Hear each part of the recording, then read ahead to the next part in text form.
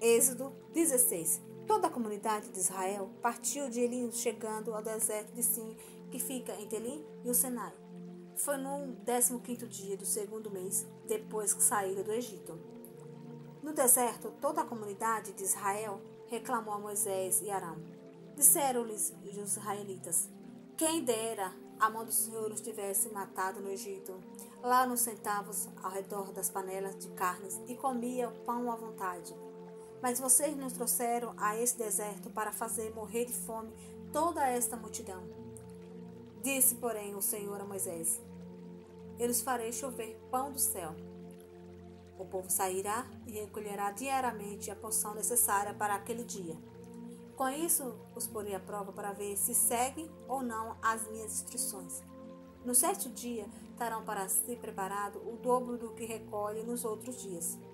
Assim Moisés e Arão disseram a todos os israelitas: ao entardecer, vocês saberão que foi o Senhor que os tirou do Egito, e amanhã cedo verá a glória do Senhor, porque o Senhor ouviu a queixa de vocês contra ele. Quem somos nós para que vocês reclamem a nós? Disse ainda Moisés: o Senhor lhes dará carne para comer ao entardecer e pão à vontade pela manhã, porque ele ouviu as suas queixas contra ele. Quem somos nós? Vocês não estão reclamando de nós, mas do Senhor.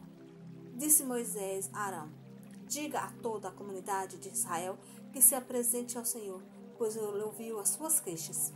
Enquanto Arão falava a toda a comunidade, todos olhavam em direção ao deserto, e a glória do Senhor apareceu na nuvem.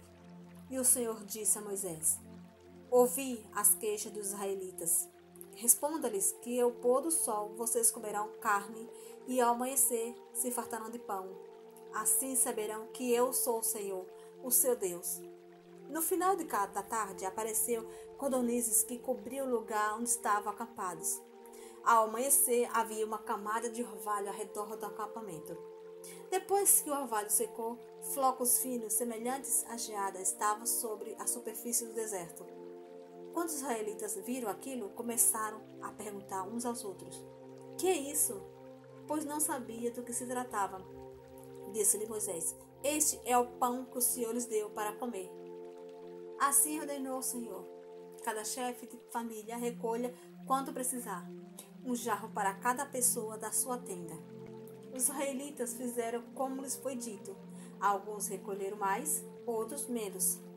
Quando mediram um jarro, quem tinha recolhido muito não teve demais, e não faltou a quem tinha recolhido pouco. Cada um recolheu quanto precisava. Ninguém deve guardar nada para a manhã seguinte, ordenou-lhes Moisés. Todavia, alguns deles não deram atenção a Moisés e guardaram um pouco até a manhã seguinte. Mas aquilo criou bicho e começou a cheirar mal. Por isso Moisés irou-se contra eles. Cada manhã todos recolhiam quanto precisava, pois quando o sol esquentava, aquilo se derretia. No 6º dia recolheram o dobro, 2 jarros para cada pessoa. E os líderes da comunidade foram contar isso a Moisés, que ali explicou: foi isso que o Senhor ordenou. Amanhã será dia de descanso, sábado consagrado ao Senhor. Asse e cozinhe o que quiserem. Guarde o que sobrar até a manhã seguinte. E eles o guardaram até a manhã seguinte, como Moisés tinha ordenado, e não cheirou mal e nem criou bicho. Como no hoje, disse Moisés, pois hoje é o sábado do Senhor. Hoje vocês não o encontrarão no terreno. Durante 6 dias vocês podem recolhê-lo, mas no 7º dia, o sábado, nada acharão. Apesar disso, alguns deles saíram do 7º dia para recolhê-lo, mas não encontraram nada. Então o Senhor disse a Moisés: até quando vocês se recusarão a obedecer aos meus mandamentos e às minhas instruções? Vejam que o Senhor lhes deu sábado, e por isso, no 6º dia, eles o dar pão para 2 dias. No 7º dia, fiquem todos onde estiverem, ninguém deve sair. Então o povo descansou no 7º dia. O povo de Israel chamou maná aquele pão. Era branco como semente de coentro e tinha gosto de bolo de mel.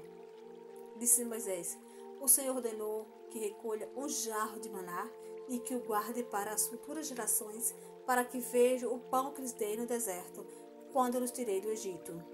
Então Moisés disse a Arão: Põe numa vasilha a medida de um jarro de maná e coloca diante do Senhor, para que seja conservado para as futuras gerações.